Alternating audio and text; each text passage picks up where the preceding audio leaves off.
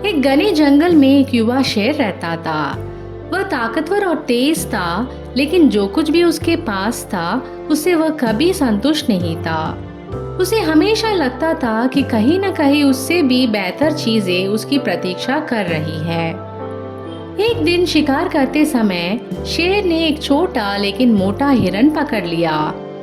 जैसे ही वह उसे खाने की तैयारी कर रहा था, उसने कुछ ही दूरी पर दो बड़े और अधिक स्वस्थ हिरणों को चरते हुए देखा।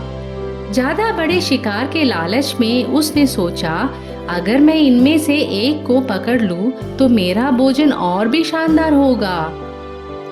शेर ने अपने पकड़े हुए हिरन को छोड़ दिया और धीरे धीरे बड़े हिरणों की ओर बढ़ने लगा, लेकिन उन्होंने दूर ही से उसे देख लिया और तेजी से भाग गए। निराश होकर जब शेर अपने पहले शिकार के पास लौटा तो उसने देखा कि गिद्धों ने पहले ही उसे खा लिया था। अब भूखा और उदास होकर शेर अपने मान की ओर लौटने लगा।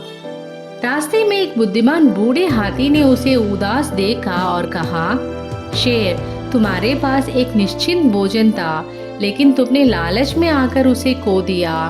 याद रखो, हाथ का एक पक्षी झाड़ी में दो पक्षियों के बराबर होता है। जो तुम्हारे पास है उसकी कद्र करो, वरना सब कुछ खो दोगे। उस दिन के बाद से शेर ने अपने अवसरों का सम्मान करना सीख लिया और लालच को अपने निश्चित लाभ को छीनने नहीं दिया।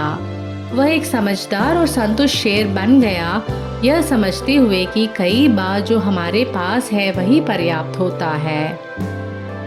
तो इस छोटी सी कहानी से हमें यह सीख मिलती है, हाथ का एक पक्षी झाड़ी में दो के बराबर होता है।